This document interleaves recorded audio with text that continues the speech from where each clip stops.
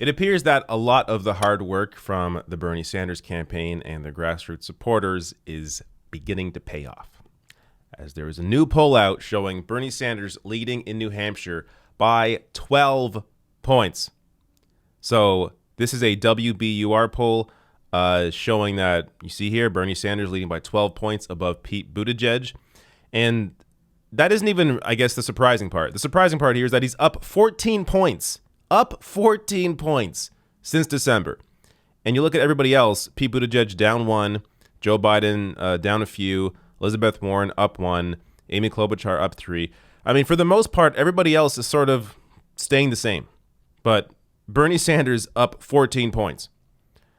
So, look, again, one poll doesn't mean this is the end-all, be-all. But I think what we are seeing here is a trend.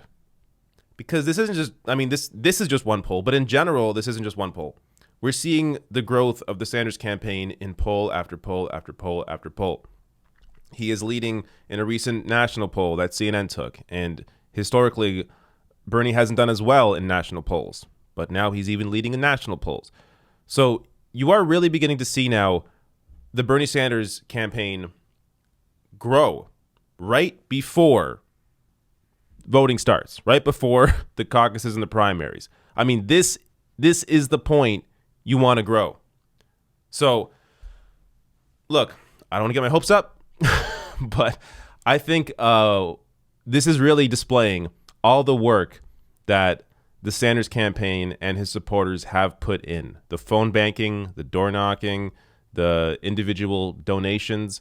I mean, when you have a grassroots support that is this large compared to, everybody else in the race, it's going to have an impact. And we are seeing the impact now.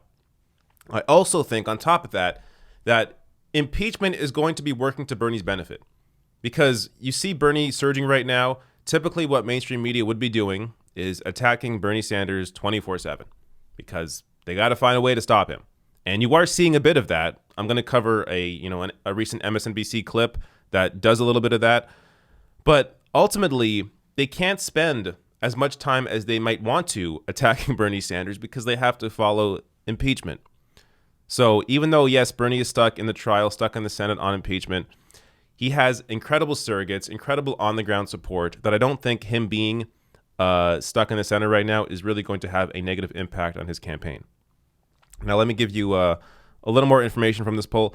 So the 78-year-old Sanders does particularly well with younger voters. According to the WBUR poll, he has the support of 52% of Democratic voters under 30. That includes 29-year-old Elizabeth Ahern, an independent from Tuftonboro, New Hampshire, who said she is backing Sanders because he is pushing for Medicare for all. So young people, of course, make up a big portion of Bernie's base, and this is also why Bernie Sanders is the best to go up against Donald Trump, why Bernie Sanders is the most electable. Because the people that voted in 2016 are going to come out and vote regardless in 2020. The Democratic voters that voted for Hillary Clinton in 2016 are going to come out and vote for the Democratic nominee in 2020 because they want to get rid of Donald Trump. So the people you have to get in 2020 to defeat Donald Trump are the people that did not come out in 2016. Young people, progressive independents, typical working class non-voters, people that aren't normally engaged in the political process. That is Bernie's base.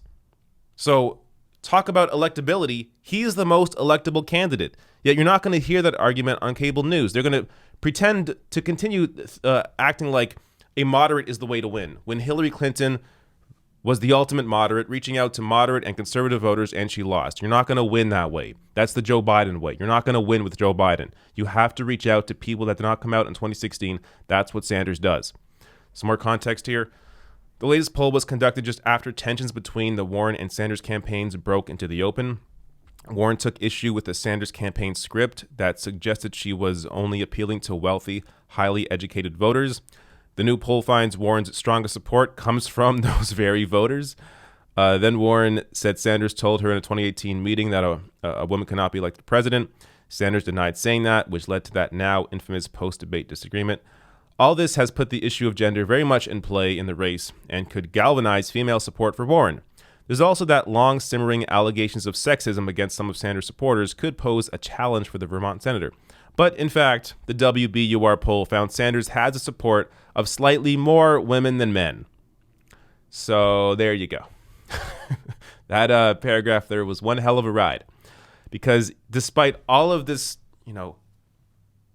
all this, really this manufactured narrative around Bernie Sanders and him thinking that a woman couldn't be president, when it's so completely absurd that he would tell his friend that, who's also running in the election, and after Hillary Clinton beat Trump with 3 million more votes. I mean, I don't want to go back on that debate, but regardless of that discussion and how the mainstream media blew it up, it hasn't impacted him.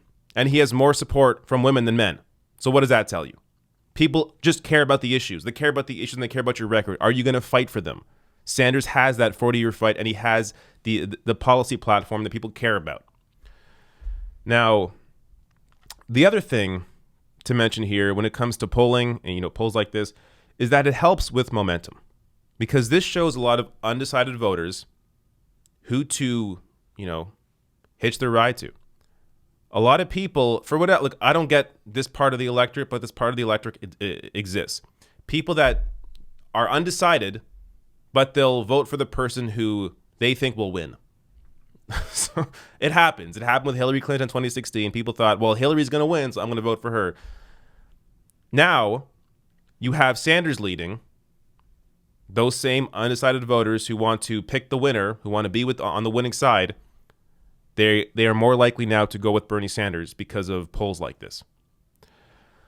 Also, I want to share this. I may go deeper into this next poll during my live stream on Friday, but Morning Consult has a couple of important pieces of information that also show Bernie's electability here. So this is a recent Morning Consult poll showing that Bernie Sanders leads with independent voters, an incredibly important voting base when it comes to the general election. Sanders also has the highest favorability overall.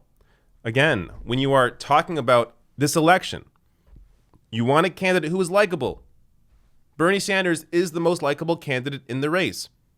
So these are the points you have to bring up to your friends and your family, or if you're phone banking, make these points why Bernie is the most electable. Because this is really the one area where I think the Sanders campaign is sort of dropping the ball.